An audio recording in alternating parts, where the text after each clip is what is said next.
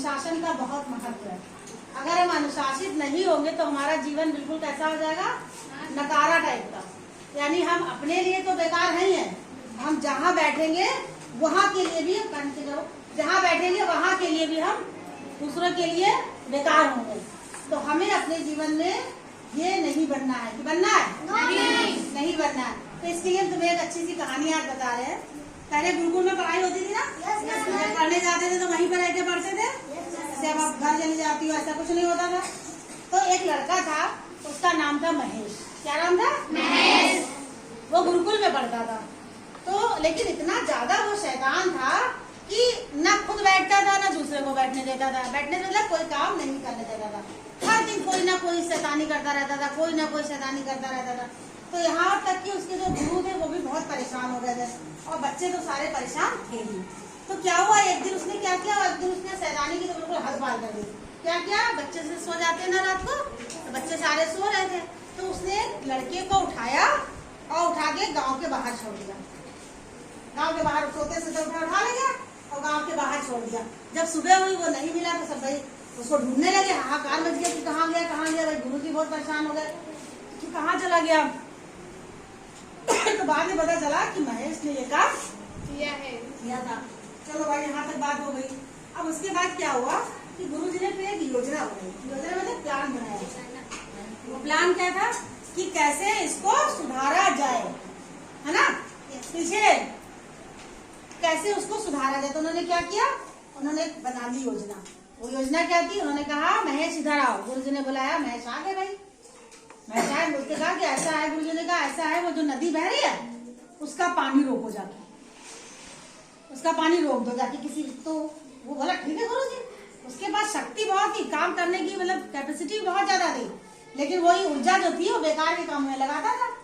अब गुरुजी ने कहा, उसका मानना था कि नदी को अभी जाएंगे, अभी रोक देंगे जाके पानी। गया, उसने क्या किया, पत्थर उठाए छोटे छोटे और रखे। जब छोटे पत्थर उठाए तो नदी तो तेज बहती है ना, तो क्या हुआ, वो सारे पत्थर बह गए।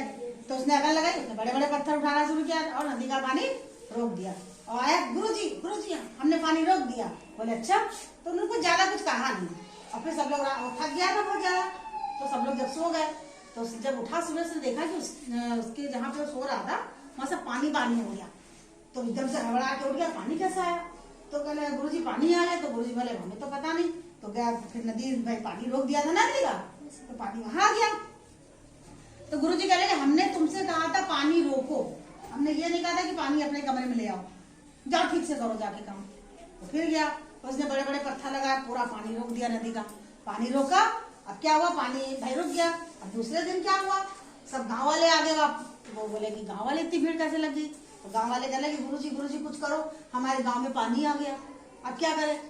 तो गुरुजी ने बुलाया महेश को, महेश हमने तुमसे नदी रोकने का बहाव कम करने के लिए कहा था, ये तो नहीं कहा था कि गांव में पानी रोक दो, सारा भर दो।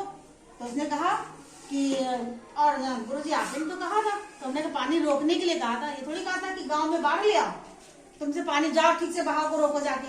अब वो बहुत परेशान हुआ कि चक्कर क्या करे। तो बाद में उसको समझ में आया कि गुरुजी ऐसा क्यों कह रहे, वो समझ गया बात को। तो उसने क्या किया, नदी का पानी खोल दिया।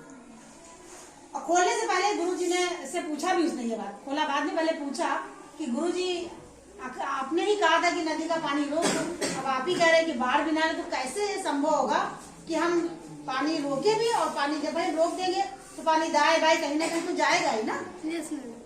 तो गुरुजी ने कहने लगे कि ये उसी तरीके से है जैसे तुम्हारा जीवन है। वो कैसे, कि जैसे जीवन जो होता है व्यक्ति का वो एक नदी की तरह होता है। जैसे नदी लगातार बहती रहती है तो अच्छे से बहती है, अगर उसका पानी रोक दो तो कहीं इधर जाएगी कहीं उधर जाएगी, यानी कहीं बाढ़ ला देगी, लाएगी कि नहीं लाएगी। जब पानी गांव में घुस जाएगा तो बाढ़ आ जाएगी कि नहीं आ जाएगी।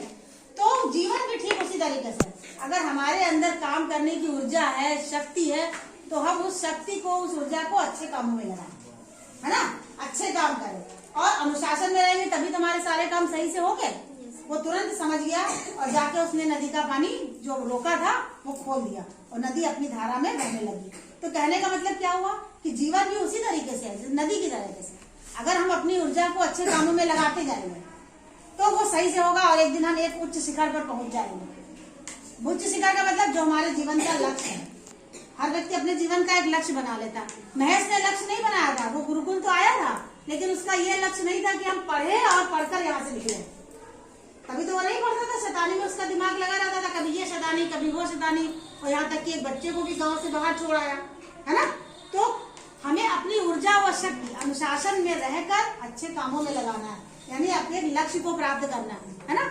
तो जीवन में एक लक्ष्य बनाना भी जरूरी है कि हम विद्यालय तो आ गए, और किस लिए आए? पढ़ने के लिए आए ना।